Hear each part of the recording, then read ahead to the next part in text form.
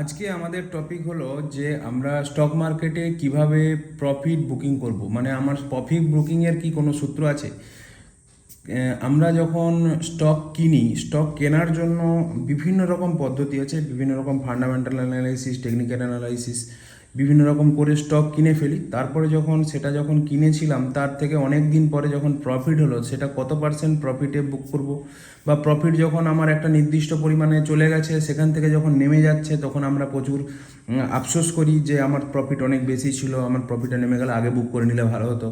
বা দেখা যাবে যখন আমরা বুক করলাম ঠিক তার পর থেকেই স্টকটা গ্রো করা শুরু করলো।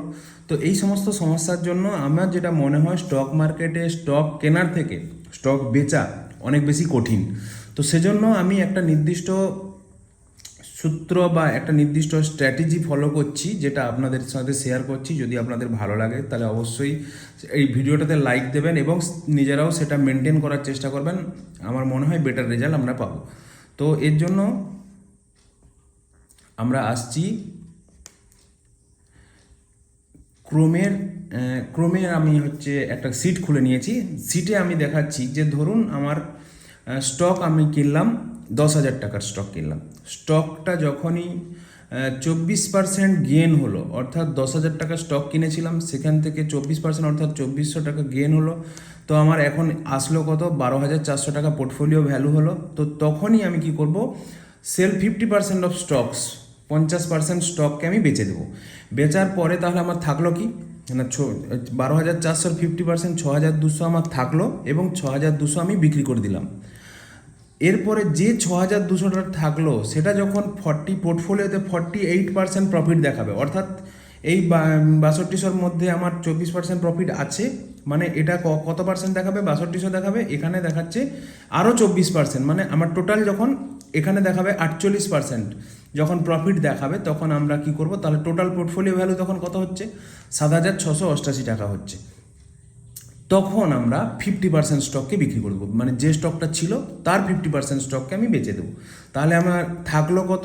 3,844 টাকার স্টক আমার থাকলো, এবং 3,844 টাকার স্টক আমি বিক্রি করে দিলাম। তাহলে আমি টোটাল কত টাকার স্টক বিক্রি করলাম?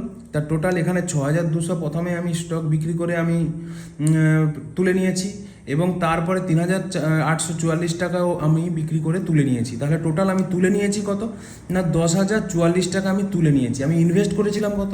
10,000 টাকা ইনভেস্ট করেছিলাম। সেখান থেকে আমি তুলে নিলাম কত? 10,044 টাকা তুলে নিলাম। তাহলে আমার এখনও পোর্টফোলিওতে কত থাকলো না? 3,844 টাকার স্টক আমার এখনও থাকলো।